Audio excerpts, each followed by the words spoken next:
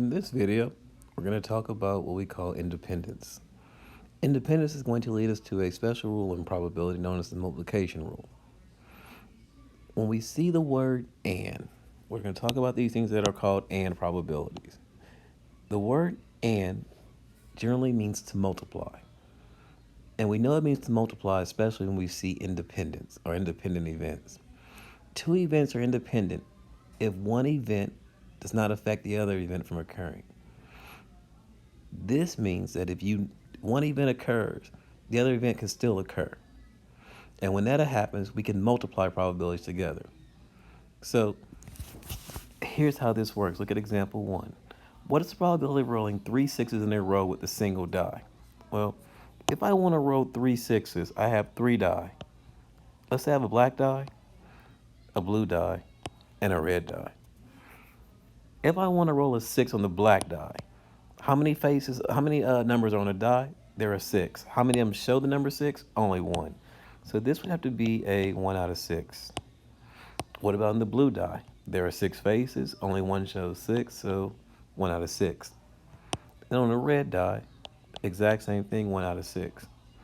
So what this is saying now is that on each one of these die, they show 1 6. Because the black die rolling a 6 does not affect the blue die being a 6 or the red die being a 6, these events are independent.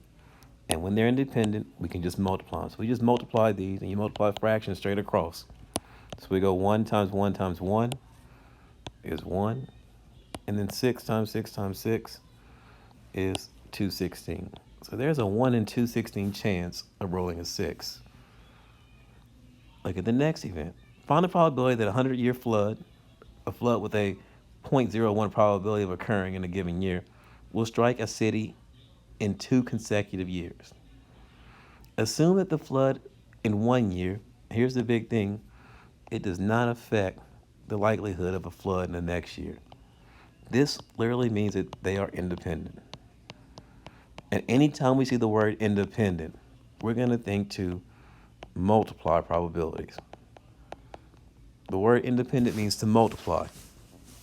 So what this is saying is, let's say we had a 1 in 100-year flood in 2019. That won't affect me having a 1 in 100-year flood in 2020.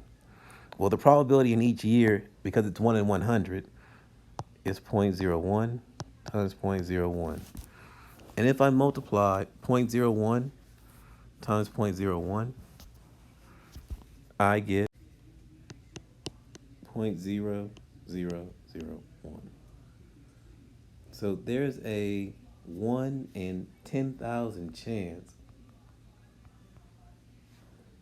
of me having a flood like that in consecutive years.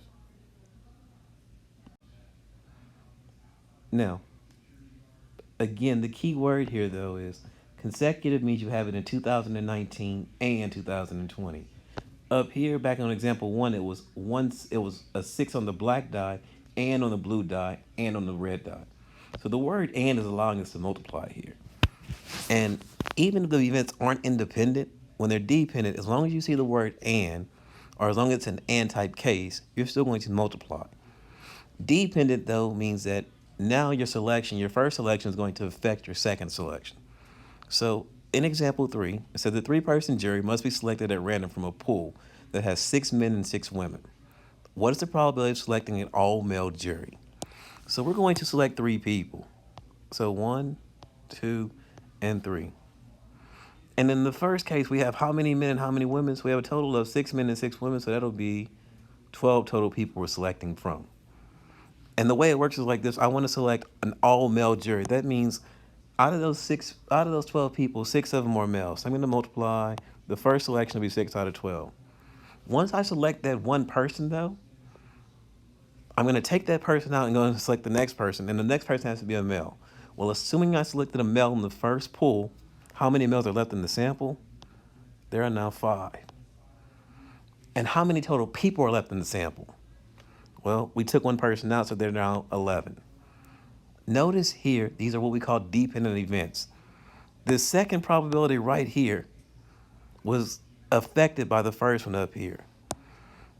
And then the next one happens, if I take another male out, I have how many males left? 4 out of how many total people left? Which are 10. And now I can multiply these because I'm taking a male and another male. So now I can multiply these and I get 6 times 5 times 4, which is 120, over 12 times 11 times 10, which is 1320.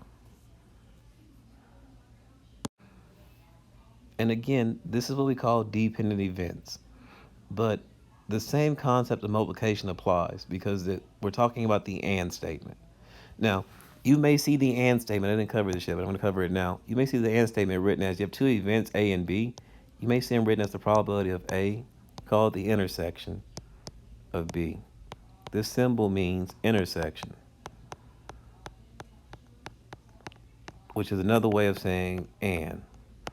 So it means and it's called the intersection because when we talk about an and statement, the intersection means you have to have both qualities.